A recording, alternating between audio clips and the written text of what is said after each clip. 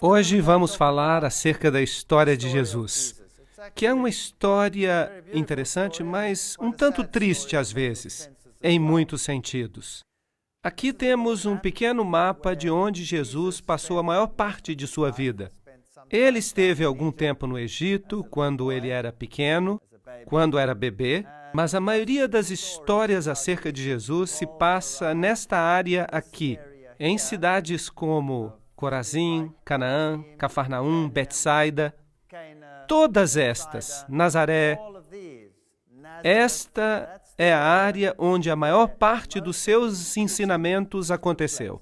E se descermos um pouco mais, até chegarmos a Belém, e também chegarmos a Jerusalém, este é um grande lago de águas salgadas, até o mar da Galileia.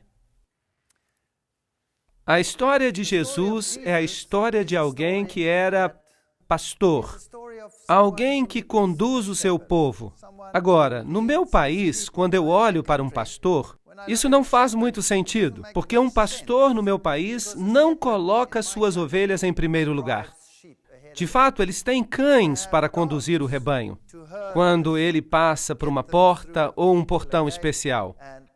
Os cães correm e conduzem as ovelhas de um lado para o outro.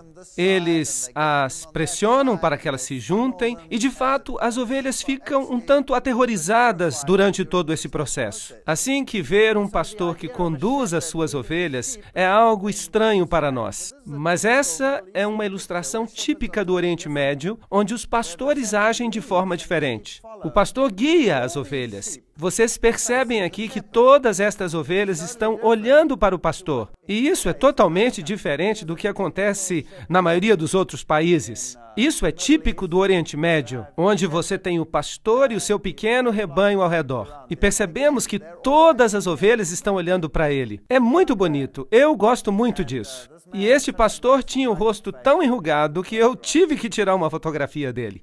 Aqui fizemos um pequeno vídeo de uma cena típica de pastor. Novamente, o rebanho está atrás e o pastor vai à frente. Elas confiam no seu pastor. Vamos ver o vídeo. Ele anda e as ovelhas andam.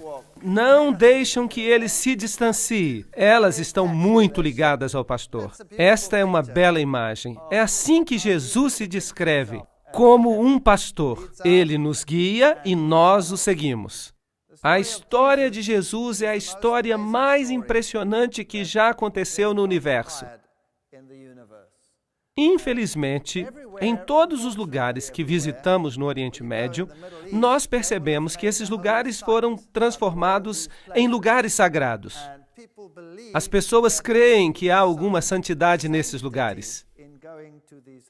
É bonito estar ali e é bom ver esses lugares, mas eles não são intrinsecamente sagrados. Você pode ter um encontro com Jesus no seu próprio quarto. E mesmo aqui. Claro que se você quiser ampliar os seus conhecimentos e ver como a vida era nessa área, aí é diferente. Mas ir para ali para receber uma bênção especial, isso é um engano. Portanto, esta aqui é aparentemente a caverna onde os pastores se encontraram naquela noite. E você pode ver que há aqui uma estrela no chão, e eles foram informados acerca do nascimento de Jesus. E nesta caverna, eles construíram uma igreja com relevos ao redor e um pastorzinho neste lugar. Quando o anjo apareceu a ele para lhe dizer que Jesus havia nascido em Belém, é provável que os pastores se encontravam em um campo como este. Portanto, a época do ano não poderia ter sido 25 de dezembro, que, de fato, é uma data para o nascimento dos principais deuses pagãos, como Zeus, Osíris, Júpiter e outros. Como os pastores estavam no campo, isso significa que a época era uma época de clima ameno. Não era no meio do inverno, como seria o dia 25 de dezembro. Este aqui é o campo de Ruth, uma história linda, a história de Ruth, a Moabita, que é outra história da Bíblia que nos mostra que Deus não rejeita as nações. Apesar de Moabe ser uma nação apóstata, Alguém de Moabe aceitou a Jesus como seu salvador pessoal. Eles não o conheciam como tal, porque Jesus ainda não havia nascido. Mas eles acreditaram que o Deus de Israel era o Deus verdadeiro e que podia também ser o seu Deus. Esta é a cidade de Belém, onde Jesus nasceu. E há lugares maravilhosos ali. Alguém já foi até lá? Há lugares lindos e as pessoas de lá são maravilhosas. É como se nós fôssemos transportados de volta à Idade Média, em certo sentido. Este senhor aqui, um senhor de idade, me deixou muito impressionado. Vejam que há muitos rostos enrugados ali. E quando você caminha por estas ruas, é fascinante. Eu já visitei ali algumas vezes, é um tanto perigoso estar nesses lugares. Uma vez fomos apedrejados, mas conseguimos sobreviver. Em outra ocasião, éramos os únicos que podíamos viajar de um lado para o outro entre Israel e o Líbano. Experiências fascinantes. Os israelitas vêm, constroem um cerco, simplesmente constroem. E todo mundo que está de um lado tem que permanecer daquele lado, e todas as outras pessoas precisam ficar do outro lado. Aconteceu então que eles puseram uma barreira no meio da propriedade deste homem. E este era o nosso guia turístico. Era o único guia que tinha autorização para estar tanto de um lado quanto do outro. Porque éramos os únicos que podíamos passar de um lado para o outro. Todos os demais tinham que ficar de um lado ou do outro. Creio que foi uma providência divina. Penso que Deus estava conduzindo as coisas. E foi fantástico. Fomos a lugares onde ninguém mais podia ir porque estava tudo bloqueado. Tivemos tudo só para nós. Isso foi muito bom, porque há lugares em Belém onde não se pode nem transitar, porque há muitos turistas. E ali as pessoas precisam passar horas, muito tempo nas filas. Mas nós tivemos a igreja toda para nós, totalmente vazia. E os guias turísticos estavam desesperados por dinheiro. Então eles nos levaram a lugares onde normalmente as pessoas não vão. E foi muito bom. Assim que alguma coisa boa saiu de algo mal. Essas são cenas típicas do mercado local. Este é um açougue ou talho. Se você quiser comprar carne, este é o lugar onde você precisará ir. E há um zumbido enorme ao redor. Mas eu não acho que seja uma boa ideia comprar carne. Este homem tentou me vender o seu frango. Ele insistia para que eu lhe comprasse o frango. Assim que ele ficou atrás de nós, insistindo. E eu disse que não estava interessado, mas ele não me largava. Então, eu tive que pechinchar com ele, porque ele pechinchava comigo. Ele insistia e não me deixava e ficava correndo atrás de mim e insistia que eu comprasse o frango. E eu então disse, eu vou pechinchar com ele por esse frango. E ele foi baixando, até que ele ficou muito chateado. E então eu negociei um pouco mais e finalmente ele disse, muito chateado, que eu levasse o frango de graça. Eu disse então, eu sou vegetariano. E ele ficou me olhando, totalmente incrédulo. Ele não conseguia acreditar que isso era possível. Mas depois riu e nós nos tornamos então bons amigos. Esta é uma padaria típica e devo dizer que ao olhar o pão não parece muito quente, não é? Bem, de qualquer forma, pão é pão e se assa no forno. E ele parece bom. Mas as mulheres não podem entrar aqui, porque eles não permitem que as mulheres frequentem um ambiente inadequado, onde se assa pão. Experimente dizer isso, Bazanca, lá atrás. Eu não creio que ela estaria muito de acordo. E, no entanto, esta é a famosa Igreja da Natividade, onde, segundo eles, Jesus nasceu. Nós nunca poderemos ter certeza que foram mesmo esses lugares. Alguns talvez estejam corretos. E talvez este seja mesmo o lugar onde Jesus nasceu. Pois, é claro, estes lugares foram escolhidos muito cedo na história, e este, em particular, pela mãe de Constantino. E foi ela que descobriu que este lugar é o lugar. E por isso eles construíram aqui esta igreja, que era naturalmente uma igreja bizantina, o que significa que era ortodoxa, e por isso há uma tremenda desavença neste lugar, porque tanto os ortodoxos quanto os católicos reclamam este lugar para si. Essa desavença não foi resolvida até que surgiu o movimento ecumênico. E agora esta igreja é partilhada por ortodoxos e católicos romanos. Eles partilham até as suas missas. Agora, você pode chegar até este lugar, mas para entrar, você tem que passar por esta porta, que é bem baixa. Então você precisa se abaixar para mostrar um sinal de respeito e humildade. Por isso, você tem quase que rastejar através dela. E você pode perceber que a igreja está quase totalmente vazia. Quando eu estive ali, mas antes ela estava cheíssima. E o piso é, na verdade, um piso falso. O piso original está por baixo. E ele tem um mosaico original da época de Constantino. Esta é uma igreja muito antiga. E, com certeza, como local sagrado, ela está cheia de mitologias e histórias que provavelmente nunca aconteceram. Mas para mim era interessante, porque os raios do sol que entravam nesta igreja lhe davam um aspecto muito interessante. E ali por cima, deste lado, existem ali alguns buracos. Vocês podem ver. Que buracos seriam estes?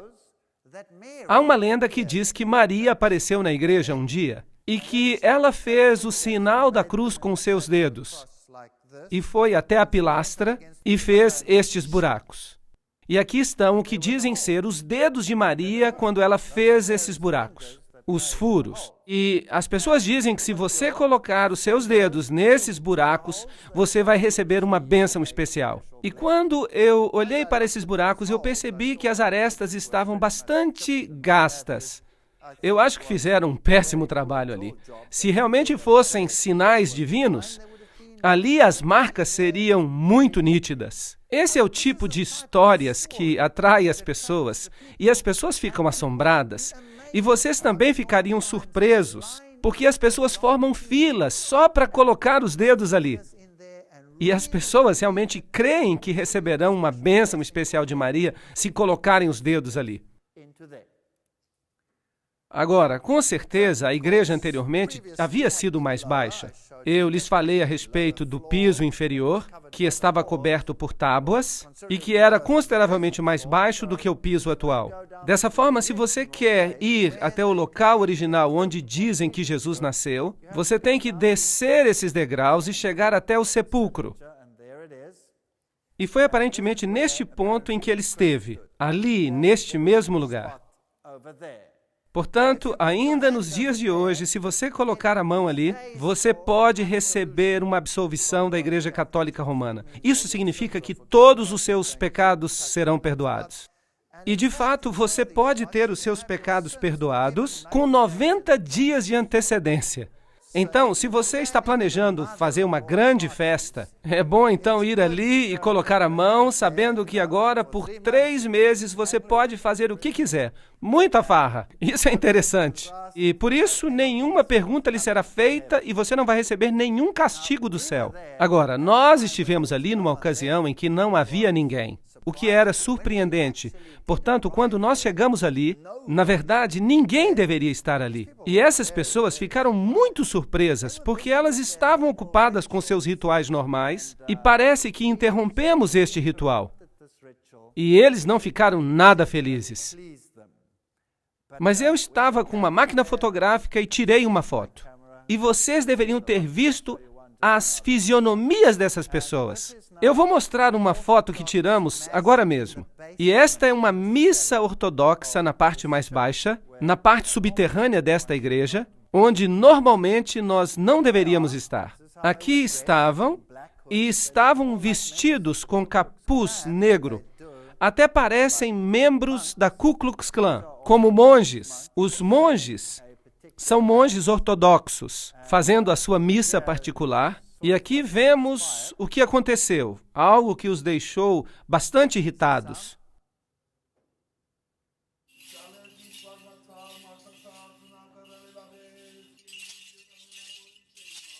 Ele está muito irritado conosco porque nós estamos tirando fotografias.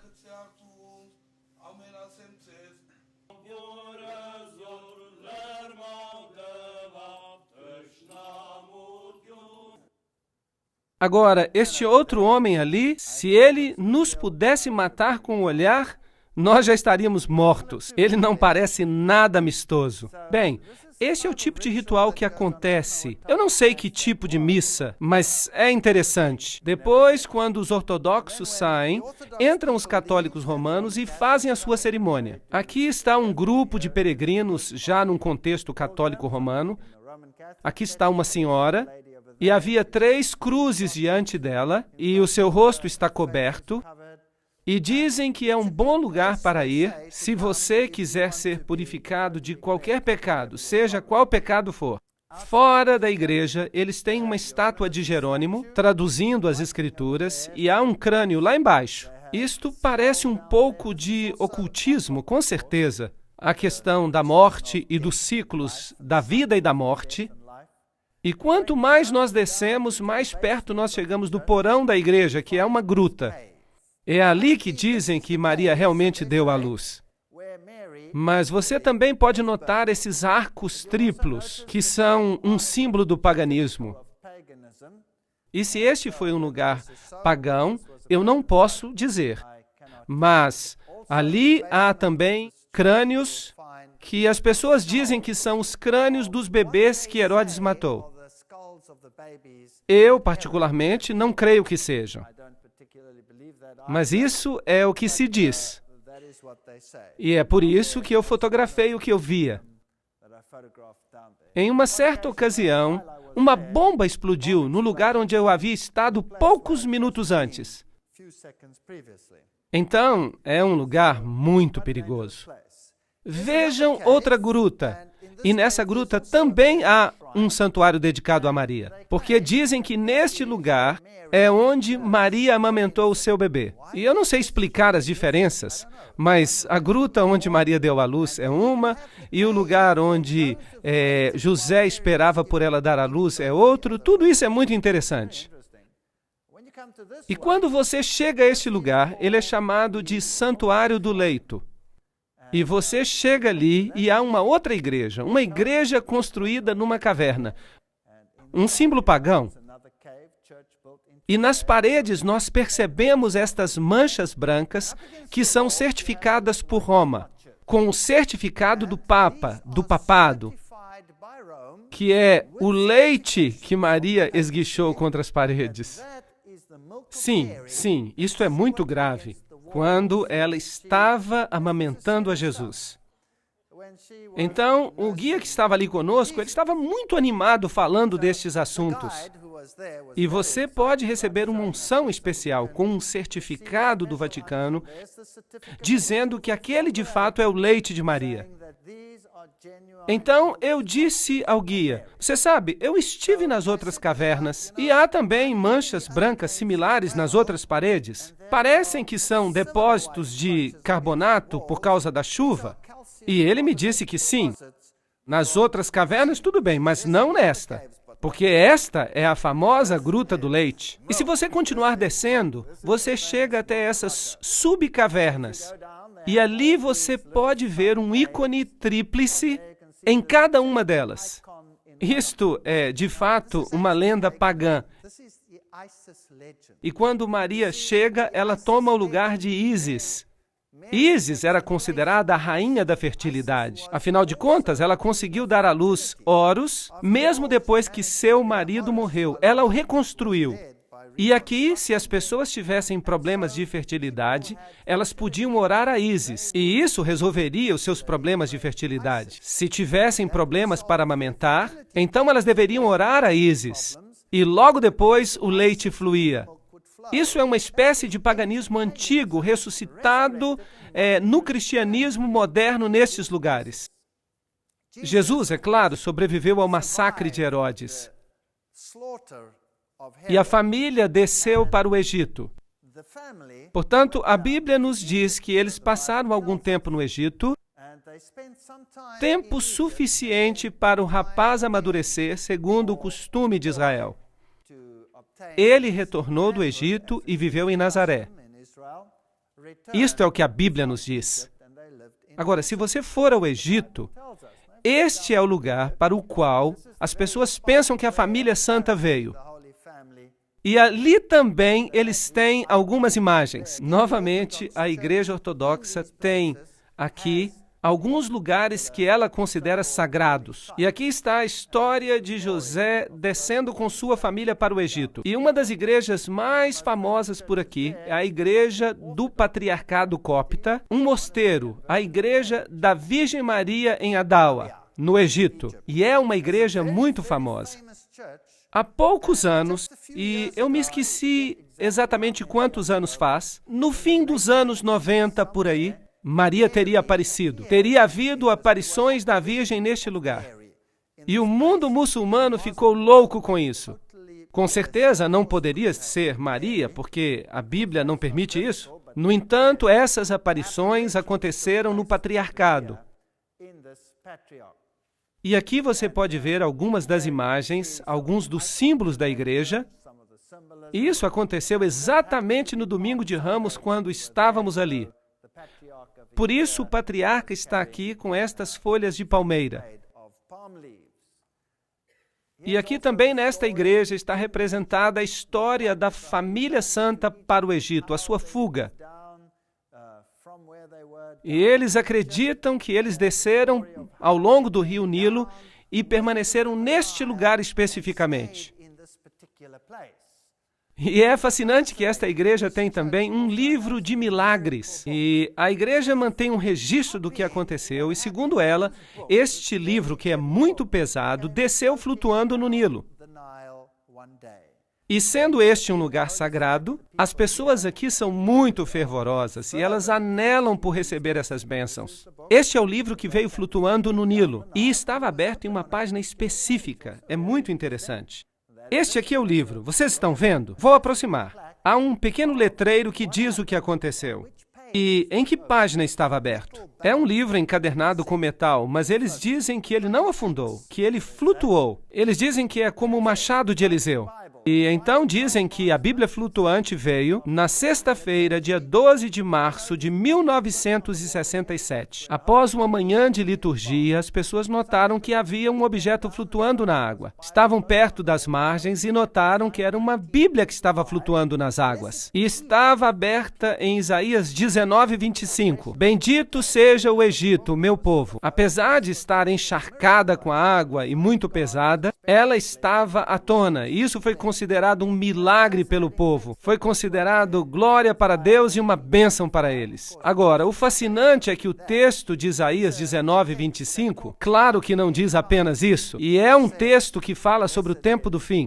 Diz que haverá uma bênção para o Egito e para a Síria e para Jerusalém, o que significa que a mensagem de Deus terá chegado até mesmo às nações pagãs e que muitos vão aceitar a justiça de Cristo. De certo modo, é uma bonita profecia para o fim dos tempos. Mas eles se ativeram exclusivamente a esta parte para dizer que eles são um povo escolhido. E é a mesma coisa que faz o Alcorão, também dizendo que os ismaelitas são os herdeiros verdadeiros e não Jacó. Este é o lugar onde veio parar a Bíblia flutuante. Agora, enquanto estamos no Egito, quero apenas mostrar-lhes um lugar que eu considerei fascinante. É um lugar que se chama a Cidade dos Escombros. É o lugar mais horrível que eu já vi em toda a minha vida. Enquanto se viaja pelas ruas do Cairo, a Grande Cairo tem cerca de 50 milhões de pessoas que vivem ali ao redor. É a cidade mais caótica da face da Terra. Não há nada parecido com ela. É o Armagedon que vai acontecer. Mas vocês podem imaginar os despojos, os escombros, a porcaria e o lixo que a cidade produz? Agora, em condições normais numa cidade, o que se faz com o lixo? Leva-se para fora da cidade. E se incinera, ou seja o que for. Mas vocês conseguem imaginar 50 milhões de pessoas vivendo num ambiente como este? E essas pessoas tomam os seus entulhos, o lixo, e o levam para a área pobre. E jogam o lixo nas ruas. E há pessoas pobres que buscam no lixo o seu sustento.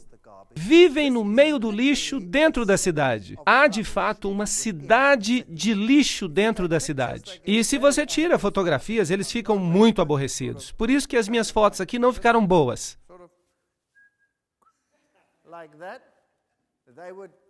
Eles literalmente me matariam se me vissem tirar uma foto. Por isso tivemos que fazer assim.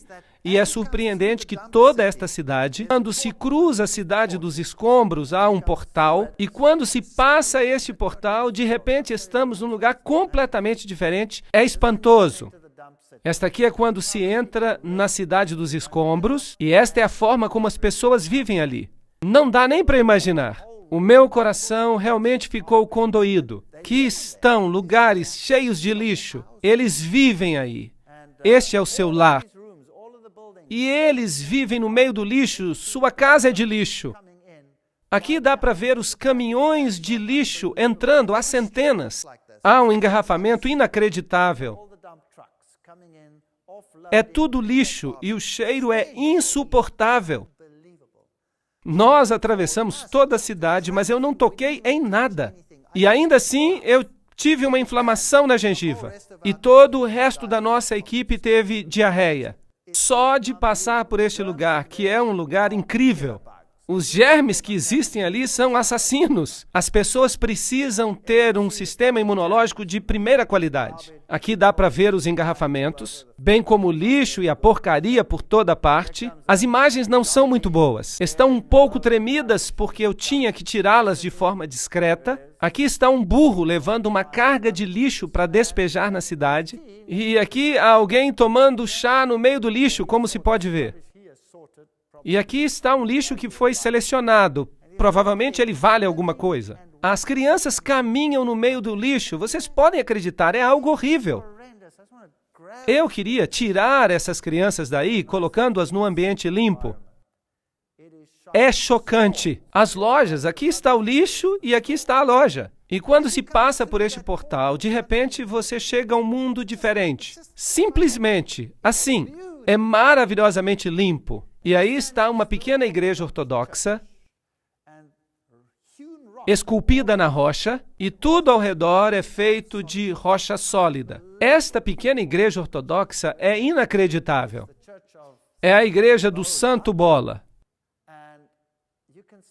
Você percebe que é um lugar absolutamente espantoso. Aqui há um anfiteatro e um jovem ortodoxo, polaco ou polonês. Ele passou a vida toda aqui esculpindo este anfiteatro. Um jovem veio e esculpiu toda esta pequena cidade.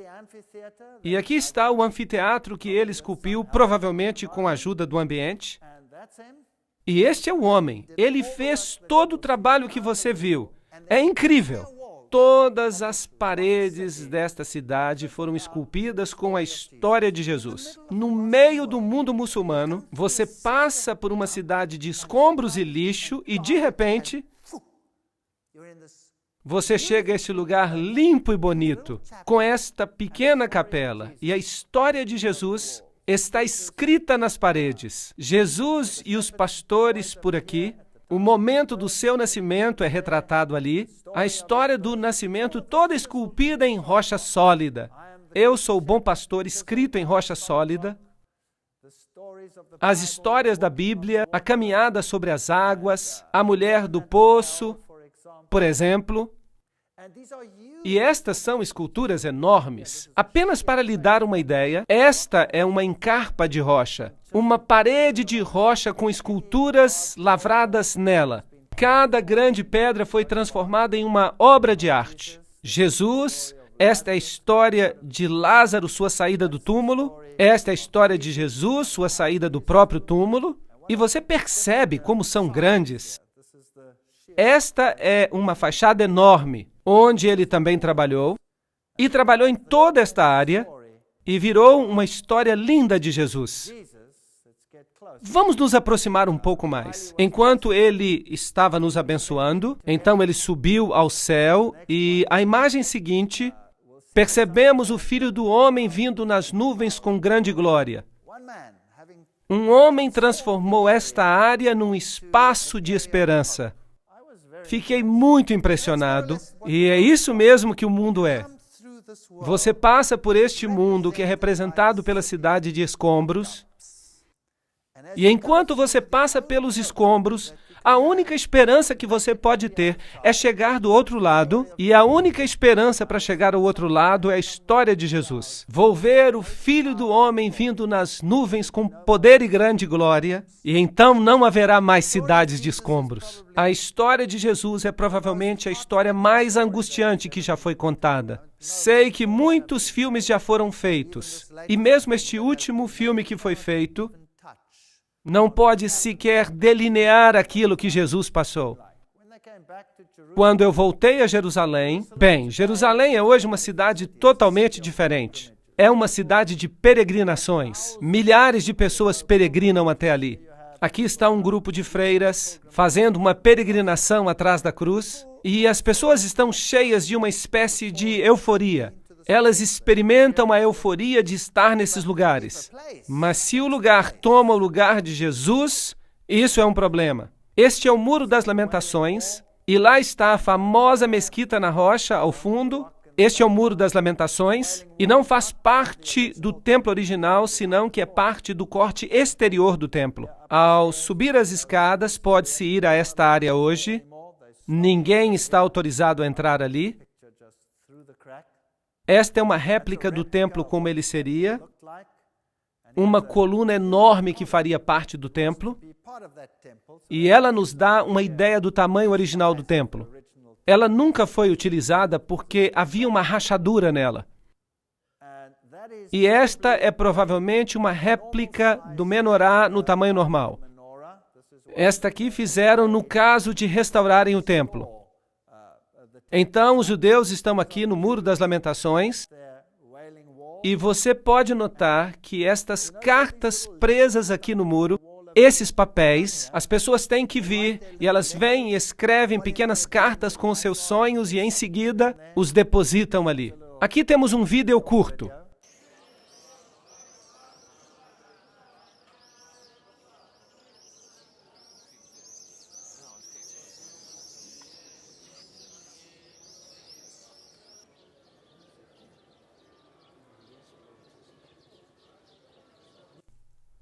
Sabem, quando eu olhei para todas estas coisas, para estes judeus sinceros, em pé, na frente do Muro das Lamentações, mostrando reverência para com o muro, eu me perguntei a mim mesmo, se eles apenas conhecem a rocha, sem compreender a rocha da salvação, se eles simplesmente pudessem compreender que não há salvação em tijolos e que a única salvação está no que esta parede representa. As pessoas têm a tendência de fazer com que lugares comuns sejam considerados santos. Isso é muito triste. E, no entanto, passam por alto a pessoa que esses lugares representam. Debaixo do muro há um túnel e uma passagem chamada secreta. E quando se passa por aqui, chega-se à parte de trás deste lugar, e você pode ver onde os judeus ortodoxos, os rabis, os rabinos, se reúnem. No passado, as pessoas simplesmente os ignorariam, mas os tempos mudaram. Fiquei surpreso. No passado, se você viesse aqui como pagão, eles o detestariam e fariam cara feia. O que faz uma pessoa tão impura num lugar tão santo? Mas eu fiquei surpreso quando estive aqui neste momento, faz 4 meses. A maioria destes rabis ou rabinos veio e me pediu dinheiro, algo que nunca teriam feito há uns 2 ou 3 anos. A situação está ficando ruim neste lado, para que eles façam uma coisa dessa. Mas este é o lugar mais santo onde se encontram restos do muro antigo. Aqui está um rabi ou rabino ortodoxo fazendo o seu ritual. Repare que ele tem os 10 mandamentos em sua testa. A lei, a Torá, e ele tem também nas suas mãos. Porque a Bíblia diz que você deve atá-los na sua testa e nas suas mãos. Vocês acham que Deus realmente tinha isto em mente? Que você fizesse uma réplica e colocasse na testa e nas mãos? Ou você acha que Deus tinha em mente que nós deveríamos pensar e agir conforme suas leis? Isso faz sentido? Penso que faz mais sentido. Aqui está uma pedra típica do lugar antigo do templo. Esta é uma pedra do templo de Herodes, e esta pedra tem esses orifícios, e eles indicam que ela é uma pedra do templo original. Quando eles voltaram a utilizar as pedras do templo, eles as utilizaram e todos os tipos de estrutura foram construídas com elas. Este é o sepulcro de Davi.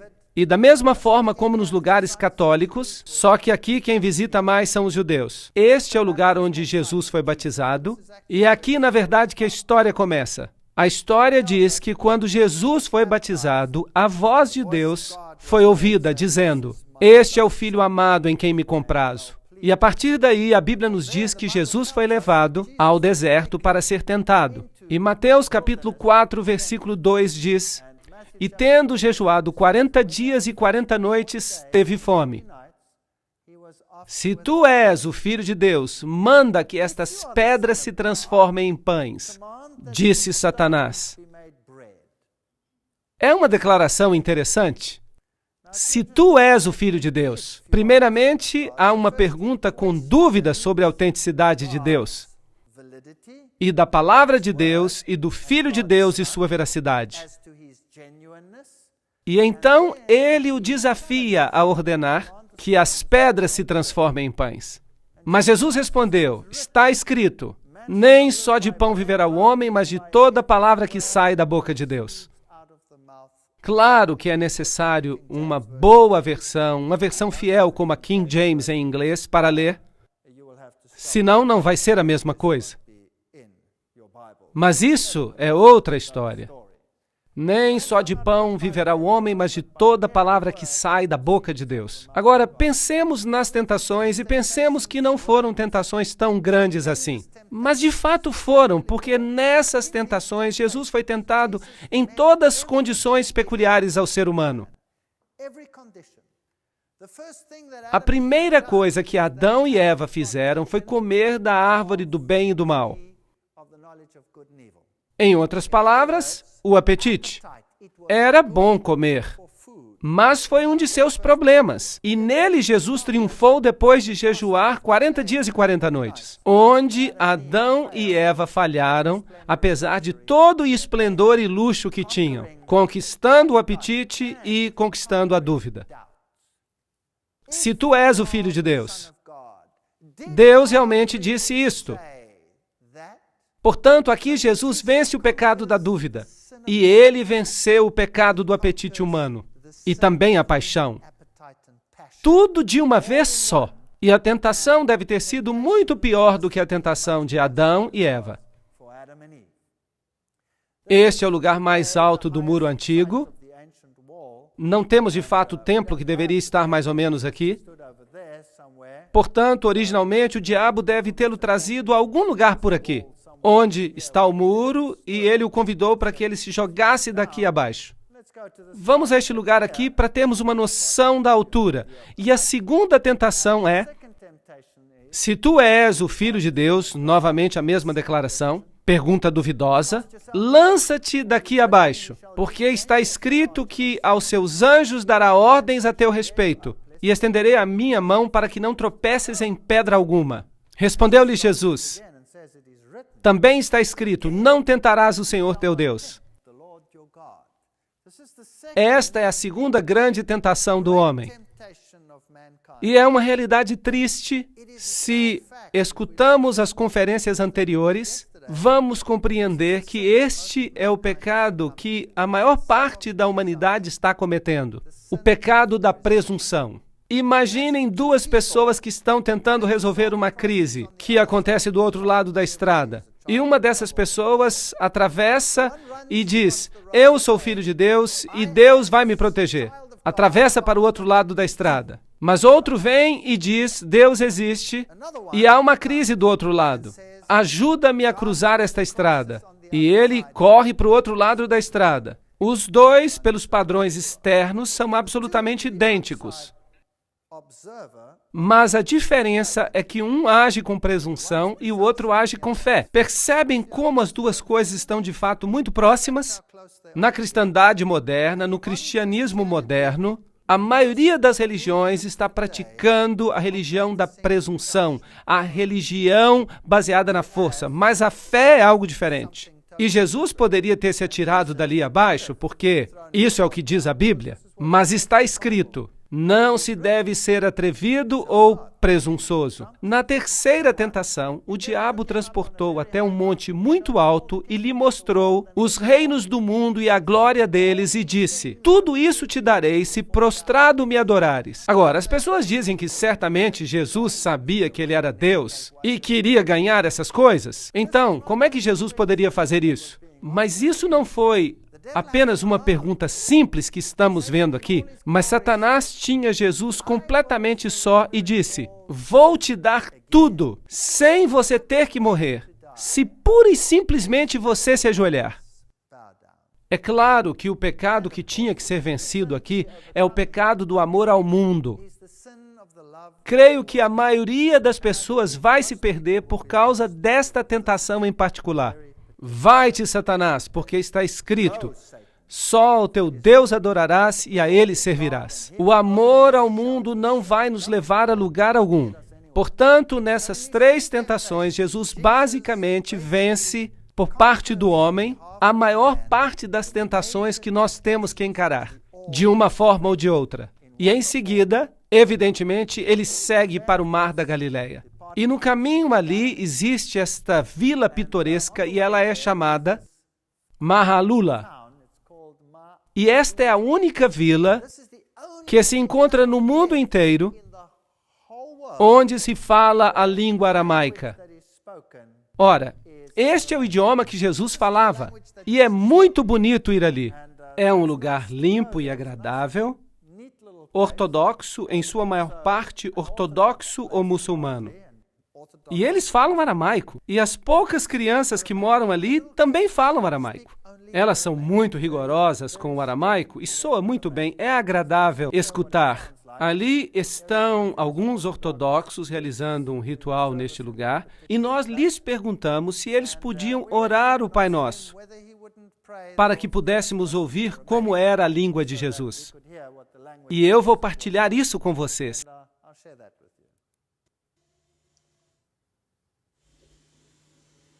أبو ناحتي بشمو يجكاتاش يشماخ يثالي مالكاخ جثك الإيروتشاخ يخ بشمو تشيب على رعا أبيح لحماح أخو اليوماح وفر ليحتي يوثاح يخ من غفر للتمخت عن مينح ولو فاشتخل الناح تشاري بيوثا بيس حصل الناح مشيدا. E este foi o Pai Nosso em aramaico. O Mar da Galileia é um lugar maravilhoso.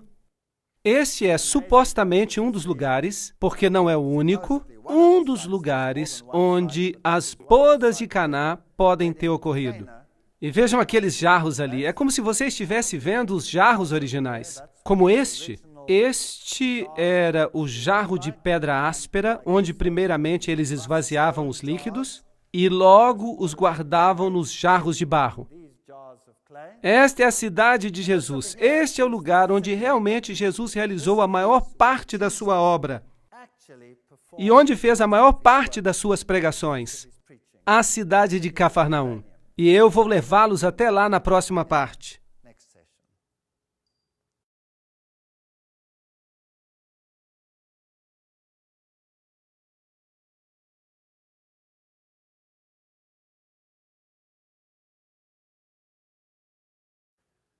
Vamos até a cidade de Cafarnaum, que é conhecida como a cidade de Jesus. Este aqui é um lugar muito famoso. Quando você olha, não parece nada especial, mas em cima disto há um edifício construído. Você pode ver as pilastras de concreto ao cimento e o piso. Esta era a casa de Pedro. Pedro viveu aqui, era a sua casa. E Jesus deve ter se hospedado muitas vezes nesta casa. Se é realmente a casa de Pedro ou não, não podemos ter certeza. Mas a Igreja Católica afirma que esta era a casa de Pedro.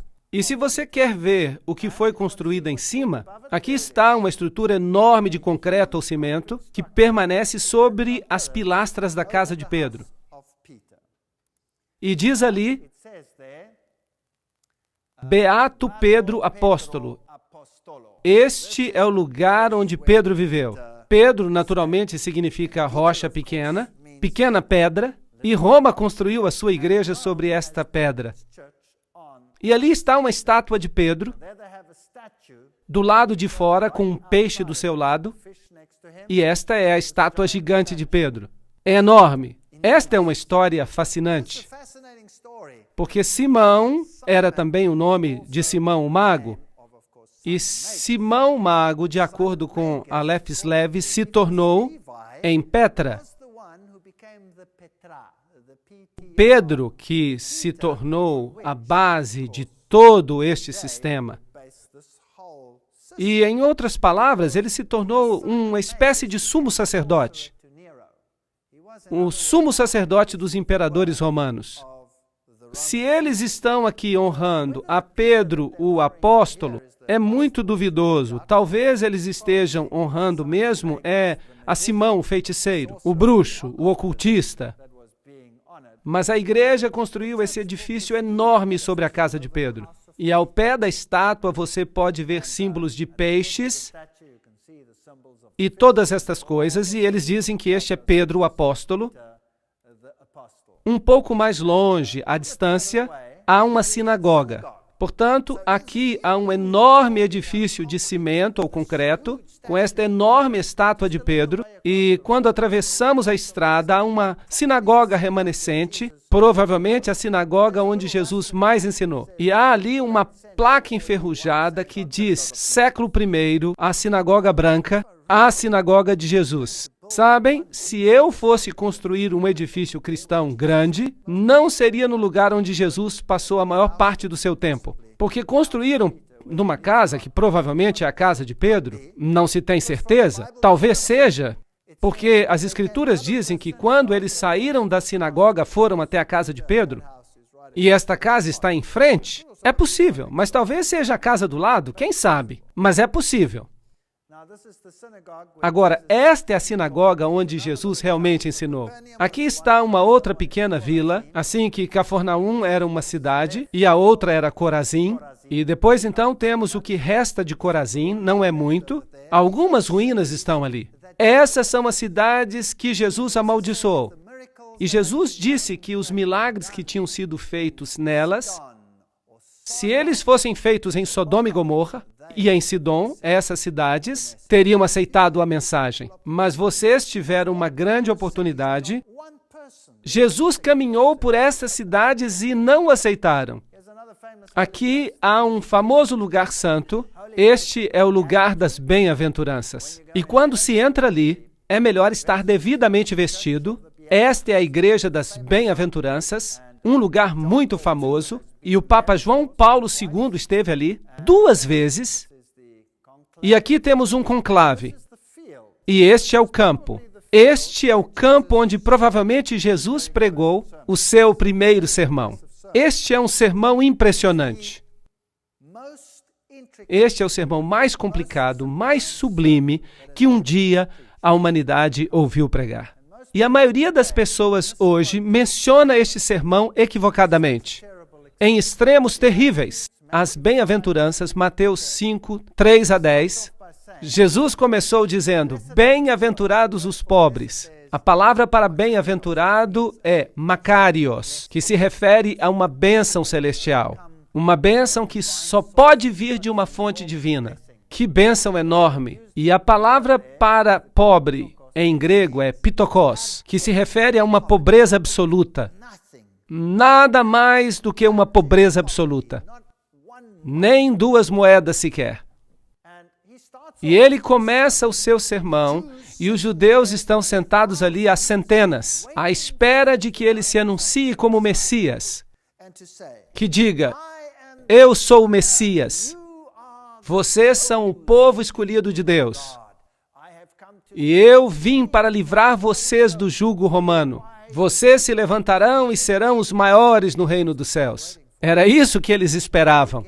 Mas o que é que Jesus cita nas suas primeiras palavras como Messias? Bem-aventurados os pobres. Existem várias palavras para pobre no grego, Mas ele usou uma que descreve uma extrema pobreza. Em vez de grandeza e riqueza e maravilhas, qualquer objetivo ao qual quisessem se aplicar deve ser o de pobres de espírito, porque deles é o reino dos céus. E a segunda bem-aventurança foi: bem-aventurados os que choram. Eles queriam alegrar-se, eles não queriam chorar.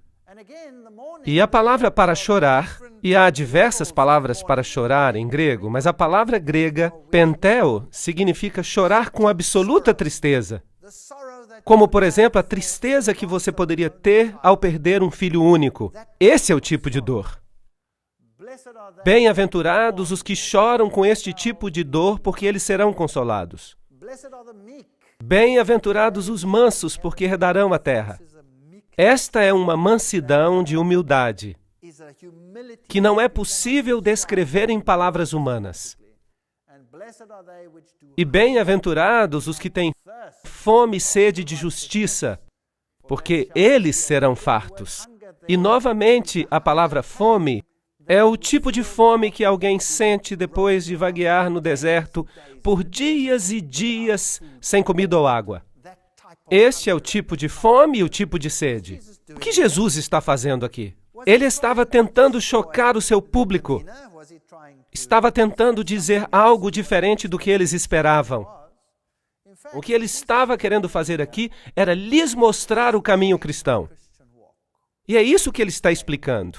Ele está dizendo: bem-aventurados são os pobres de espírito, porque deles é o reino dos céus. Em outras palavras, aqueles que percebem a sua fraqueza, aqueles que percebem que não têm nada a oferecer, venham a Jesus sem nada para oferecer.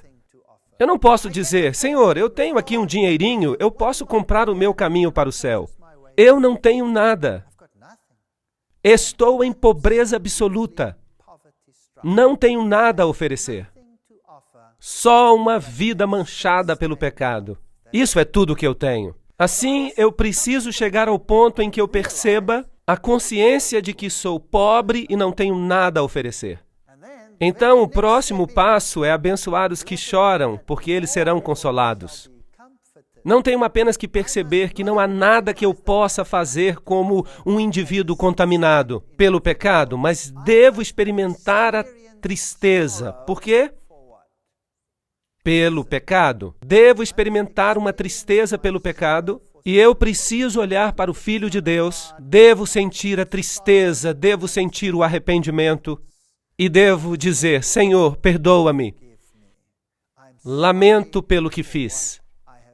Um arrependimento genuíno é o passo seguinte na caminhada cristã. Bem-aventurados os mansos. Depois que você percebe a sua fraqueza, uma vez que você percebe que você é o responsável pela morte do Filho de Deus, uma vez que você tem experimentado uma tristeza verdadeira, não há mais tempo para você ficar em um alto pedestal pensando que é melhor do que os outros.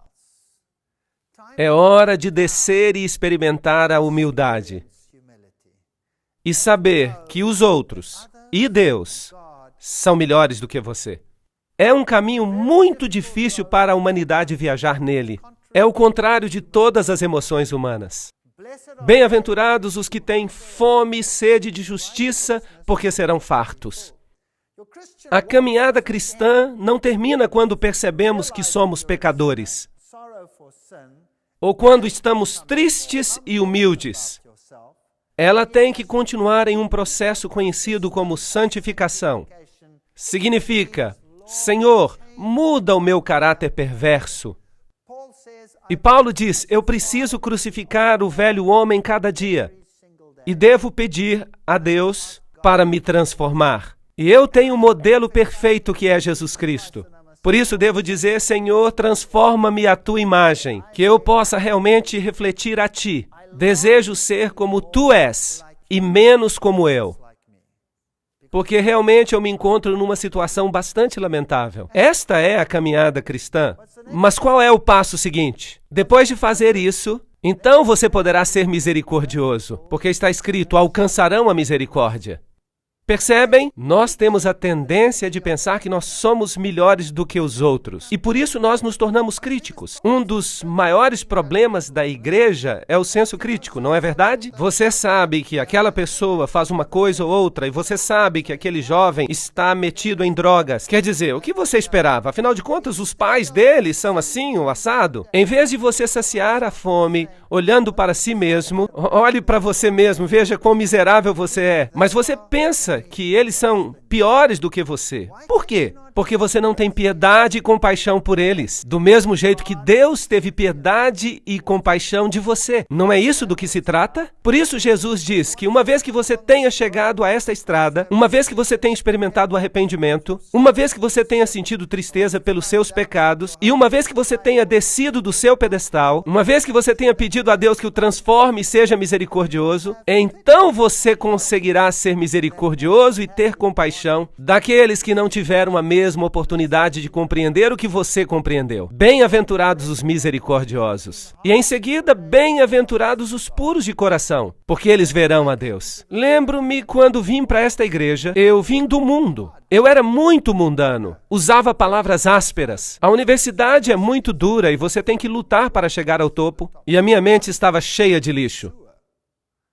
Mas eu disse a Deus, tu sabes que eu não quero ter mais uma mente como eu tenho. Então, Deus, ajuda-me a limpar a minha mente, a desenvolver bons pensamentos, onde agora eu só tenho maus pensamentos. Este é um processo de santificação. O cristianismo não é apenas conhecer Jesus. Não é bom só conhecer Jesus. Você não será salvo apenas por conhecer a Jesus. Por acaso o diabo não conhece a Jesus? Será que o diabo vai ser salvo só porque ele conhece a Jesus? Não. Temos que permitir que Deus nos mude, que limpe o nosso coração, as nossas atitudes. Bem-aventurados os pacificadores, porque eles serão chamados filhos de Deus. Conseguem ver? Só depois de passarmos por toda uma série de crescimento, é possível tornar-se um pacificador. Agora, o que é um pacificador? O pacificador é alguém que tem a paz de Deus no seu coração. Muita paz têm os que amam a sua lei, diz o Salmo 119 e 105. Trata-se de uma peça que é um pedaço do céu. Todas as vezes que eu olho para isso, eu me maravilho. Às vezes os políticos tomam esta frase e a aplicam a si mesmos. Eles se dão grandes prêmios sem terem passado por qualquer uma dessas etapas da vida cristã. Mas eles não são pacificadores, porque um pacificador é alguém que fez as pazes com Deus. Aí é um pacificador. Bem-aventurados os que sofrem perseguição. Não é incrível? Por causa da minha justiça, porque deles é o reino dos céus. Qual é a última coisa que o Senhor menciona aqui? Qual é a última bem-aventurança? Benditos os que são perseguidos. Em outras palavras, se você passar por este processo, se você sentir tristeza pelo pecado, se você pedir perdão, se você permitir que o Senhor lhe mude a vida e o coração, se você estiver disposto a descer do seu pedestal e se quiser a paz de Deus no seu coração, isso será uma irritação para o mundo. Então vão perseguir você. Isso é uma garantia. E este é o processo de caminhada cristã, totalmente oposto ao que o homem apresenta no mundo hoje em dia. As lições que Jesus ensinou perto do Mar da Galileia são as mais fundamentais que o ser humano precisa aprender. Temos que pegar a nossa Bíblia e estar alerta. Se você tem uma dessas Bíblias onde as palavras de Jesus estão em vermelho, é preciso estar atento. Vamos lê-las apenas como história? Não, vamos lê-las cuidadosamente, porque é Deus que está falando diretamente conosco. Cada palavra é um dom de Deus. Cada palavra, mesmo os mas e os pois, estão em seu lugar por razões específicas. Por isso é preciso prestar atenção àquilo que Jesus ensinou. Aqui está um barco típico do Mar da Galileia. Há pequenos povoados ao redor, não mudou muito. Aqui está um barco que foi encontrado depois de uma grande seca e aparentemente é um barco da época de Jesus. Por isso, este é o tipo de barco no qual Jesus esteve com Pedro e seus discípulos quando ensinou. Grandes lições. Peguem suas Bíblias novamente e leiam as palavras de Jesus. E diga a você mesmo, Aqui está Deus me falando. Há poder nestas palavras. Este aqui é o túmulo de Lázaro, é o lugar onde Lázaro esteve. É um túmulo escuro, obviamente, e hoje em dia é considerado santo. Mas imagine que neste lugar Jesus chamou um homem morto em faixas para fora do seu túmulo e provou que a ressurreição e a vida está nele. E ele fez isto um pouco antes de ir a Jerusalém. O último ato da obra de sua vida.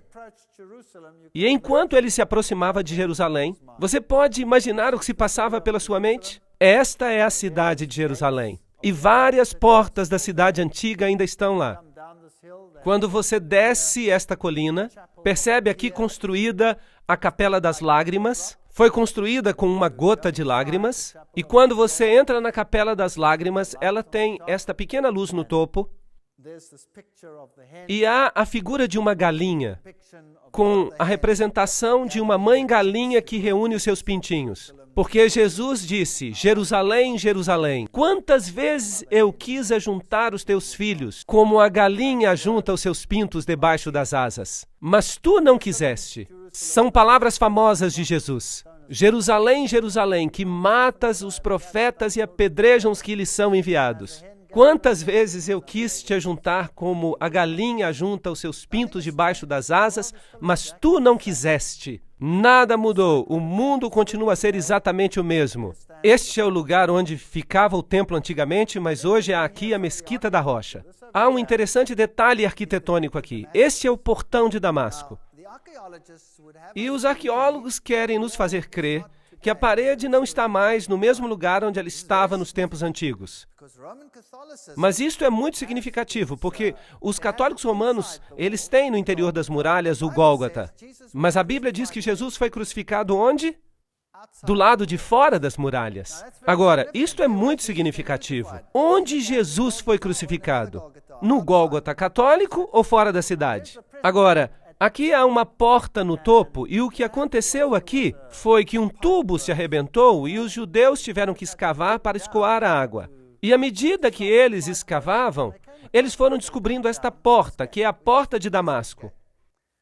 E você pode perceber que ela está justamente abaixo, em frente da nova porta. Portanto, é óbvio que o muro deve ter sido feito no mesmo lugar, certo? Portanto, isto é muito interessante. O muro está no mesmo lugar. E quando você entra neste lugar, esta é a porta de Damasco. E estas devem ser as pedras por onde Jesus andou e também onde Paulo caminhou. Portanto, se você caminha aqui, você está caminhando exatamente no lugar onde Jesus caminhou. E esta é a porta de Ulda. São portas fascinantes. Portas do Sul, conhecidas como Portas de Ulda, que praticamente não existiam até recentemente. Foram construídas no período do Segundo Templo. Ou seja, no primeiro século. Eu não gosto muito de usar AEC antes da Era Comum. Até o primeiro século CE, ou seja, Era Comum. Em português dizemos antes de Cristo e depois de Cristo. Depois de Cristo, essas portas forneciam acesso ao interior do templo. E as portas de Ulda foram usadas muitas vezes por Jesus. Elas ainda estão fechadas hoje, elas fazem parte do novo muro e da nova construção, de modo que Jesus não deve ter caminhado por estas escadas. Aqui está um homem muito interessante, uma ilustração bonita. Ele estava com o seu burro e eu pensei que seria uma boa imagem, então tirei uma foto. Foi um grande erro que eu cometi. Este homenzinho pulou nas minhas costas e me sacudiu como se eu fosse um pano velho, na esperança de que alguma coisa caísse dos meus bolsos. E eu acabei recompensando-o pelos seus esforços. E então veio o meu amigo e pensou que isso daria uma boa foto. E eu fiquei do lado rindo enquanto ele tirava a foto e o homem fez exatamente a mesma coisa. E começou a lhe dar golpes nas costas. E ele o sacudia como se fosse um pano velho. E o meu amigo então me perguntou, por que você não me disse isso? E eu disse, é que eu estava querendo ver o show e por isso eu não pude avisar. Isso aqui é o que se vende nas ruas de Jerusalém. Este é um vendedor de alfarrobas. Ele tem uma grande jarra nas costas com o suco de alfarrobas. E quando você se aproxima, então você pode tomar um copo deste sumo ou suco. Este é um setor judeu muito diferente. Aqui está um moinho velho, com crianças pequenas judias. Há muitos conflitos neste país. Esta é a velha cidade de Davi, que foi o lugar onde eles cerraram Isaías em 2. Será que você consegue imaginar isso? Alguém sendo cerrado vivo? Que povo cruel! E esta é a igreja ou construção que fizeram em cima do grande cenáculo, onde houve a última ceia, como se diz. E este aqui é o Getsemane. Agora, se você quiser ir ao Getsemane, você tem que escolher qual deles, porque há dois. Este aqui é o Getsemane ortodoxo, e está construída esta enorme igreja ortodoxa nele, e ao lado, um pouco mais afastado, está o Getsemane católico. E do lado de fora há estas enormes oliveiras, e se diz aqui que estas oliveiras são descendentes daquelas onde Jesus foi orar. Lembram-se que Jesus disse ali, a minha alma está cheia de tristeza até a morte, ficai aqui e velai comigo. Mateus 26, 38. Pai, se queres, passe de mim este cálice, mas que se faça a tua vontade, não a minha. E apareceu-lhe um outro anjo do céu que o fortalecia, e entrando em agonia, orava mais intensamente, e o seu suor se tornou em gotas de sangue. Grandes gotas que corriam até o chão. Lucas 43, 44. Há muitas críticas hoje ao filme A Paixão de Cristo. O título do filme não é muito agradável para mim, mas, no entanto, retrata o sofrimento de Jesus, sem ser bíblico. De fato, não conseguiram representar devidamente o sofrimento de Jesus. Eu não vi o filme, mas eu mesmo tenho lido bastante sobre isso e eu posso lhes dizer que Jesus sofreu tremendamente. E a história bíblica é um tanto dispersa. Precisamos juntar as peças para compor a história e realmente entender o que aconteceu com ele. O que se passou com Jesus no jardim foi que ele tinha tanta ansiedade que os vasos sanguíneos da sua pele se romperam. Esta é uma condição médica que ocorre algumas vezes ainda hoje. E é muito raro que alguém sobreviva a esta condição. O estresse e o trauma são tão grandes quando os vasos sanguíneos se rompem por ansiedade que as pessoas normalmente morrem. Portanto, o que deve ter acontecido aqui é exatamente a mesma coisa. E Jesus podia ter morrido aqui, mas apareceu um anjo do céu e o fortaleceu, para prepará-lo para o que estava por acontecer. A Bíblia nos diz que nessa noite os discípulos o abandonaram e fugiram. Marcos 14, 15. Todos o abandonaram. Este é o Getsemane católico, apostólico romano. E aí está, mais uma vez, a famosa pedra onde se diz que ele orou e suou gotas de sangue. Agora, é preciso lembrar que o paganismo também é louco por pedras. O paganismo tem grutas famosas, pedras famosas, e as pedras formavam uma parte muito importante do paganismo. Mas também nas histórias da Bíblia, os patriarcas também fizeram altares de pedra. Mas eles não adoravam as pedras. Eles cultuavam a Deus, mas utilizavam as pedras como altares de sacrifício a Deus, que eram um tipo do sacrifício de Cristo. É uma história completamente diferente. De modo que aqui está aparentemente uma pedra santa onde prenderam a Jesus. E estes devem ser os degraus por onde o levaram, porque eles dão no templo de Caifás, se vocês quiserem chamá-lo assim. Porque não é bem um templo, é mais um palácio. E aqui está uma representação ao lado, como se Jesus tivesse sido conduzido por esses degraus, com cordas, mas a Bíblia não menciona isso. Hoje, esta igreja católica romana foi construída neste lugar. E provavelmente este é um lugar arqueologicamente correto. E aqui estava o assento do sumo sacerdote, que nesse ano era Caifás. Agora, aqui há uma confusão na Bíblia, porque quando trouxeram a Jesus, o levaram a Anás. Agora, Anás era o sogro de Caifás. E ele era o sumo sacerdote anterior. Portanto, como a fama de sumo sacerdote ficava na família, naturalmente, então, o sumo sacerdote do ano anterior, mais velho, era ainda honrado como sumo sacerdote, embora não fosse mais o sumo sacerdote. E por isso a Bíblia é frequentemente criticada pela sua descrição. Mas a sua descrição está correta. E alguns críticos dizem também que ninguém como Caifás de fato existiu. Bem, finalmente eles encontraram o seu sarcófago, com o nome de Caifás, sumo sacerdote, sobre ele. Portanto, isto é histórico também. Então, quando olhamos para o julgamento de Jesus, a Bíblia menciona 7 julgamentos de Jesus. O que é fascinante, porque o número 7 é o número de Deus. Mas não se percebe isso com a leitura casual dos evangelhos. Sobre estes 7 julgamentos, é preciso analisar os 4 evangelhos e associá-los cuidadosamente aos acontecimentos, porque nem todos os julgamentos estão em todos os evangelhos. Alguns se concentram em Pilatos, outros se concentram no julgamento de Herodes. Jesus foi primeiramente levado a Anás. Primeiro a Anás. E ali houve um julgamento perante Anás. E foi ali que o servo de Anás o atingiu no rosto. O feriu no rosto, porque Anás perguntou a ele o que estava fazendo, ou o interrogou acerca do que estava fazendo. E Jesus disse, não fiz nada em segredo. Que pergunta era essa? Porque Jesus sempre havia pregado na sinagoga. Então, o servo de Anás o feriu no rosto. Então, este foi o primeiro julgamento de Jesus. E logo ele foi levado com Anás ao sumo sacerdote daquele ano, que era Caifás. Portanto, Anás e Caifás devem ter feito um outro julgamento conjunto. Dali saíram para o julgamento da noite. Houve um julgamento à noite. E a Bíblia simplesmente diz que Jesus foi colocado numa cova, profeticamente no livro dos Salmos, e logo tiveram um julgamento pela manhã, porque de acordo com a sua lei era ilegal ter um julgamento à noite. Tinham que fazê-lo depois do nascimento do sol.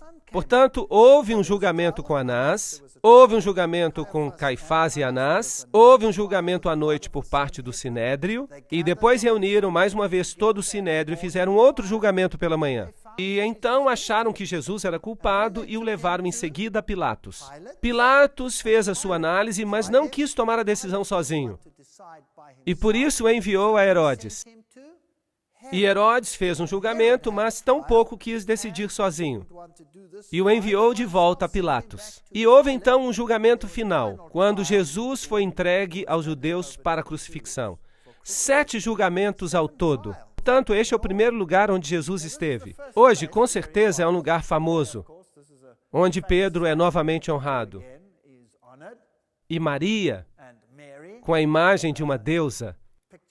E a caminho para a capela da manjedoura, do Santíssimo Sacramento, o pátio, o calabouço. Este é o lugar onde os presos eram mantidos durante a noite para o julgamento. E esses são os buracos nas rochas. O que era normalmente feito era que seus braços eram colocados aqui, de modo que umas mãos passavam por aqui, outras passavam por ali, e em seguida eram amarrados e ficavam pendurados de frente. Agora, se os judeus consideravam que alguém era culpado, eles tinham o direito de castigá-lo com açoites. Mas a pena capital, a pena de morte, era um direito exclusivamente romano. Eles precisavam obter permissão dos romanos. Isso era uma lei romana, mas César lhes permitia castigar com açoites aqueles a quem consideravam culpados. 3 chicotadas pela frente e 3 chicotadas pelas costas. E eles consideraram a Jesus culpado, como a Bíblia relata, e impuseram nele cerca de 26 chicotadas no peito. É possível, embora a Bíblia não mencione. E aqui está um calabouço, onde eles deixavam as pessoas e eram colocadas ali nuas. E aqui estão algumas cruzes bizantinas na parede, o que mostra que os primeiros cristãos reconheciam este lugar. A pessoa então era baixada a este calabouço. Em outras palavras, ficava em escuridão total. Um salmo diz, e me baixaram a um poço. Portanto, isso é o que deve ter acontecido com Jesus, enquanto ele esperava ali, durante toda a noite pelo julgamento da manhã, até ser convocado. Hoje você pode entrar nesse poço. Você pode observá-lo. Ali, após o julgamento da manhã, ele foi levado a Pilatos e dali foi colocado nesta prisão enquanto aguardava o julgamento. Posto aqui embaixo, e depois foi julgado e considerado inocente por Pilatos. Pilatos se recusava a sentenciá-lo à morte. Por isso, o enviou a Herodes. Escarneceram dele, lhe deram uma capa. A Bíblia diz que eles arrancaram a sua barba, batiam-lhe no rosto e mandavam-no profetizar quem é que estava batendo nele. Ele foi muito maltratado nesta ocasião. Este é o lugar onde exatamente Pilatos o condenou. Aqui ainda se podem ver os jogos romanos no chão, e foi neste ponto que Pilatos disse as famosas palavras, Ecce homo, eis o homem. E ali estava ele com a coroa de espinhos na cabeça, ele já havia sido espancado. A Bíblia diz que no primeiro julgamento de Pilatos, ele havia mandado espancá-lo para conquistar a simpatia dos judeus. Algo muito covarde. Agora, os açoites romanos eram constituídos de 40 chicotadas menos uma. Então, eram amarrados numa pilastra e lhe davam 40 chicotadas menos uma. E o chicote que eles usavam tinham inúmeras cordas com pontas de metal e pedaços de pau. De fato, muitas pessoas que eram condenadas a esses açoites morriam ao ser açoitadas, somente por causa dos açoites, porque as chicotadas abriam rasgos na pele, rasgavam a carne da pessoa. E os registros dizem que, às vezes, as pessoas que recebiam os açoites tinham as suas entranhas expostas, ficando dependuradas neles. Assim que este era um castigo terrível. E, em seguida, há uma outra possibilidade de que ele tivesse sido açoitado 2 vezes. Porque quando ele foi considerado culpado no final e sentenciado à crucifixão, então era comum que se açoitassem a pessoa antes de crucificá-la. A Bíblia faz referência a isso, mas não explica se Jesus foi açoitado 2 vezes. Mas é possível que tenha acontecido. Os críticos também alegam que Pilatos não existiu. Aqui está uma inscrição que foi encontrada e ela diz categoricamente que Pilatos foi o procurador no tempo de Tibério. Assim que, biblicamente e arqueologicamente, não há maneira alguma que possa fazer com que a história bíblica seja negada. De modo que algumas pessoas descrevem os açoites dessa forma. Outras pessoas descrevem os açoites como se Jesus estivesse agachado sobre uma pilastra horizontal e que o castigavam dessa forma. E a Bíblia diz que quando colocaram uma coroa de espinhos sobre a sua cabeça e colocaram uma vara na sua mão, tomaram-lhe a vara e golpeavam com ela a sua cabeça. E a expressão grega usada é que ele foi golpeado inúmeras vezes, de modo que o sofrimento de Jesus foi enorme. A Bíblia, de qualquer forma, descreve que ele foi ferido, e a ferida que ele tinha era uma ferida enorme. Era uma chaga grande, de cima a baixo. Portanto, Jesus sofreu como nenhum outro homem havia sofrido. Por nenhum outro homem ou por nenhum outro ato criminoso na história da humanidade. E se Deus não houvesse enviado um anjo para fortalecê-lo, ele não teria conseguido. E foi por isso que, enquanto ele pendia na cruz, ele perdoou a todos aqueles que tinham se envolvido na execução da sentença. E por isso ele morreu tão rapidamente. Enquanto outros ficaram ali mais tempo ainda vivos, e por isso tiveram as suas pernas quebradas, que era uma forma de garantir que eles continuariam na cruz e acabariam morrendo ali. Vejam, se eles continuassem dependurados no sábado, se não morressem na sexta-feira, então eles teriam que lhes quebrar as pernas, porque no sábado eles poderiam descer da cruz. E isso seria um desastre, porque eles podiam fugir e não haveria ninguém para capturá-los no sábado. E por isso eles lhes quebravam as pernas. A história é terrível naqueles tempos antigos. E a Bíblia também diz que eles o levaram ao Gólgota. Agora, esta é uma rua famosa, é a Via Dolorosa, onde ele deve ter caminhado e, de acordo com a Bíblia, sido levado para fora da cidade. Isso significa que ele deve ter descido por esta rua e saído por esta porta, que se chamava Porta das Ovelhas. E ele deve ter ido até ali, o que faz sentido, porque a Porta das Ovelhas era aquela através da qual os sacrifícios eram levados para serem queimados do lado de fora da cidade. Se você tem uma opinião católica, ele deve ter sido levado por essas escadas até o Gólgota. Mas eu vou lhes mostrar os 2 lugares. A Bíblia diz que ele carregava a sua cruz, mas ela caiu. Alguém então teve que ajudá-lo e tomar o seu lugar. Esta é a famosa Via Dolorosa. Ao subir, passamos por aqui, andamos por este túnel que é conhecido como Túnel de Ezequias, onde tivemos uma experiência horrível, porque fomos apedrejados. E aqui está o famoso sepulcro católico, a famosa igreja que reivindica ser o Gólgota. Felizmente, para os católicos romanos, tudo parece apontar de fato para esta igreja. Tanto o lugar onde se situava a cruz, quanto o lugar onde está o sepulcro. Tudo numa igreja. É muito conveniente para os peregrinos. Do lado de cá há uma placa, há romãs, uvas. As romãs e as uvas, exatamente como você teria no tempo de Baal. Exatamente as mesmas. Muito interessante, pequenas anomalias pagãs neste lugar. Quando se chega ao Gólgota católico, você tem várias urnas de penduradas com sais sagrados. Você tem as famosas pedras novamente. Aqui está um homem beijando uma pedra. Aparentemente, esta é a pedra onde deixaram o corpo de Jesus depois de tirá-lo da cruz. Aqui está o famoso sepulcro onde se pode entrar. Aqui o lugar onde ele foi supostamente enterrado. E este é então um lugar sagrado. Se você entra ali, você então paga ao sacerdote e ele lhe dá uma bênção e você fica absolvido por um certo número de meses. É de fato um lugar muito pequeno e a Bíblia nos diz que havia uma pedra enorme que era rolada em frente do local, mas aqui é um lugar bem pequeno e é o local onde eles dizem que está o sepulcro, como se pode ver. Pode-se dar uma volta e se ter uma noção do tamanho. Percebem-se aqui as velas e é tudo muito pequeno, isso é tudo. Isso é tudo que há para ver. Se você subir as escadas da igreja, então você chega a um local onde as pessoas ficam muito reverentes.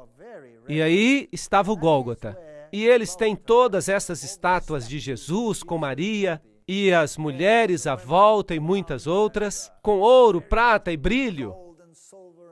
E há um lugar bem aqui onde dizem que se encontrava a cruz. Agora, há um outro Gólgota ortodoxo, e dentro da mesma igreja você pode escolher se você quer colocar o dinheiro num lugar ou no outro. Você pode escolher. E quando você entra nesse lugar, então você tem uma bênção especial. Algo que ninguém gostaria de perder. Por isso, eu e o meu amigo fomos ver o que era.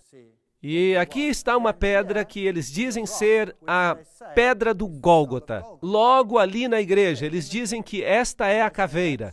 Portanto, este é o famoso Gólgota católico romano que recebe a maioria dos peregrinos do mundo. Se você sair pela Porta das Ovelhas, que hoje se chama Porta do Leão, mas no tempo antigo se chamava Porta das Ovelhas, se você sair, e lembre-se que o muro está provavelmente no mesmo lugar onde estava o muro antigo, segundo a arqueologia, então você tem um problema, porque este Gólgota católico está dentro da cidade. Mas a Bíblia diz que ele foi crucificado fora da cidade. A salvação é para todos. Não é só para uns poucos selecionados dentro da cidade. E assim, quando você sai, você vê esta pedra enorme, que ainda hoje tem o rosto de uma caveira nela, e em cima hoje há um cemitério muçulmano, e é chamado o lugar da caveira. De fato, isso era uma pedreira. Fascinante. Esta é a pedreira de onde Salomão havia cavado as pedras que ele usou no templo. Fascinante. Na verdade, todo este vale, e ele é parte de uma montanha que continua desde a direita até a esquerda,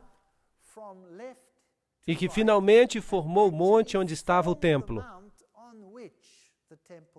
E é provavelmente neste lugar onde Abraão provavelmente simulou um tipo de morte do Filho de Deus, através do sacrifício que ia fazer de Isaac. Mas Deus disse, você não tem que prover o seu filho, eu vou enviar o meu. E este é de fato o mesmo monte. Que fascinante! Assim que faria sentido que Jesus morresse no topo dessa colina.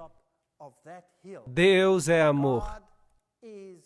Porque Deus amou o mundo de tal maneira que deu o seu Filho unigênito para que todo aquele que nele crê não pereça, mas tenha a vida eterna. João 3,16. Fora, bem próximo, na base da montanha, está uma tumba com um jardim. E em seguida tomaram o corpo de Jesus e o envolveram com linho e especiarias, da maneira como os judeus costumavam sepultar. E nas proximidades do lugar onde foi crucificado havia um jardim, e no jardim havia um sepulcro, que nunca havia sido utilizado para enterrar a ninguém. Isso é o que a Bíblia diz. Portanto, é totalmente diferente do local que está dentro da cidade. Portanto, há um jardim fora da cidade, e ainda hoje este belo jardim existe, mas a palavra jardim na Bíblia significa uma espécie de fazenda, um vinhedo, e aqui há um velho lagar para uvas, portanto faz sentido, e ainda hoje é um belo jardim. E ali, após escavarem para a construção de uns edifícios, eles descobriram este lugar. E vejam, é interessante observar que aqui há algumas tumbas, e em frente aos túmulos há um pequeno muro, e fizeram um sulco, e colocaram uma pedra redonda para que pudessem rolar à frente da tumba. E se você olhar para baixo, também pode olhar para dentro da tumba, para o outro lado, e há uma tumba que foi um pouco escavada. Portanto, ela ainda não estava concluída. A Bíblia diz que a tumba não estava ainda acabada e que ninguém havia sido enterrado ali. E a Bíblia diz que os discípulos se agacharam para ver o que estava lá dentro, para que pudessem olhar. E eles podem ter olhado por aqui e passado por aqui e veriam que a tumba estava vazia. Portanto, isso se encaixa perfeitamente com a descrição bíblica. Também neste jardim há esta erva, ela cresce por aqui, dela fazem uma droga que pode anestesiar, e era misturada com vinho, e assim anestesiavam as pessoas enquanto elas estavam na cruz, mas Jesus se recusou a beber dela. E este é um pastor metodista que ministra neste lugar. Esta é uma pedra típica. Este é o túmulo de Herodes, um dos poucos sepulcros intactos deste tipo hoje. O de Jesus era provavelmente similar. Portanto, aqui é provavelmente o lugar do jardim da tumba. Há um pequeno sulco à frente onde teria estado uma grande pedra redonda que teria sido removida. Isso faz muito mais sentido para mim do que o outro Gólgota. E dentro se vê que as pessoas de fato acreditam que é um lugar santo. E por isso elas vêm aqui para orar e ser reverentes. Tudo bem, mas está escrito aqui, ele não está aqui, ele ressuscitou. E isso para mim é o âmago da questão. Ele não está aqui, ele ressuscitou. O meu Deus, eu não tenho que buscá-lo num lugar sagrado ou entrar em algum buraco. Ele ressuscitou. Posso falar com ele aqui mesmo. Posso caminhar com ele onde quer que eu esteja, porque ele me pode ouvir. Porque ele é a ressurreição e a vida. Quem crê em mim, ainda que esteja morto, viverá. João 11:25. Porque pela graça sois salvos por meio da fé. Efésios 2, verso 8. Sabem, uma religião que se baseia em formalidades é muito vazia, uma vez que se tenha experimentado a Jesus Cristo. Aqui está o Monte das Oliveiras, a Capela da Ascensão, uma pequena capela, e aparentemente este é o lugar de onde Jesus subiu aos céus. E esta aqui é a famosa Porta de Ouro. Ela está entijolada e bem lacrada, e do outro lado há uma escada que leva para o topo do monte, onde está a Mesquita da Rocha. E aqui estão as sepulturas dos homens mais ricos do mundo muçulmano. E eles acreditam que quando Jesus voltar, e ele virá para cá, e essas portas de ouro então irão se abrir. Bem, eles não acreditam que é Jesus, para eles é Enamadi, o Messias. Bem, então para os judeus é o Messias, para os cristãos é o retorno de Jesus, e então esta porta se abrirá. Então, de fato, todos aqueles que estiverem aqui, porque tiveram muito dinheiro para comprar estas tumbas particulares, eles então serão os primeiros a ser ressuscitados e eles serão os primeiros a entrar neste lugar. É conveniente, você acha que vai funcionar assim? Se eles tivessem estudado as bem-aventuranças, eles saberiam o que é necessário para ver Jesus. Temos que sentir tristeza pelos nossos pecados, temos que nos arrepender, temos que lamentar e temos que pedir a Jesus para nos mudar e temos que voltar à harmonia com Ele e com seus princípios. Então, nós não precisamos desta porta. Temos uma outra porta, e é uma porta que tem pérolas sobre ela, a porta de uma Jerusalém celestial construída por Deus. Eu não sei se haverá muitos na primeira ressurreição que vão estar aqui. Não quero julgar isso, porque só Deus pode julgar. Mas aqui estão todos esperando um reino terrestre. Eu não estou à espera de um reino terrestre. Eu estou à espera de uma Jerusalém celestial. Apesar desta Jerusalém aqui ser muito interessante. Esta é a Mesquita da Rocha. Este é o local onde o templo será reconstruído, e se você entrar, há uma pedra, que é onde Maomé subiu, mas o paganismo e a verdade, eles estão muito distantes um do outro. Esta é Jerusalém à noite, e esta é a famosa Casa Queimada. Isto é, tudo o que restou dela. Em 70 depois de Cristo, os romanos vieram e destruíram Jerusalém e a incendiaram completamente. E este é um símbolo da destruição que virá sobre o mundo quando Deus retornar. Podemos fazer parte da Casa Queimada ou podemos nos tornar parte do reino de Deus. Essa escolha é nossa. E a única solução para isso é o Filho de Deus. Quem tem o Filho tem a vida. Quem não tem o Filho de Deus não tem a vida. Estas coisas que escrevi a vós, os que credes no nome do Filho de Deus, para que saibais que tendes a vida eterna. 1 João 5, 12 e 13. Portanto, essa escolha é nossa hoje. Podemos ficar entretidos com todas as coisas deste mundo, podemos visitar esses lugares importantes e torná-los mais importantes do que Deus, ou podemos desenvolver um relacionamento. Mas o preço é o eu. Vamos ter que abrir mão dele e pedir a Deus que nos dê o seu caráter. Um caráter que possa compreender, conviver e amar o próximo como a si mesmo, fazendo de Deus o supremo na sua vida, pois sem Ele nada podemos fazer. Amém.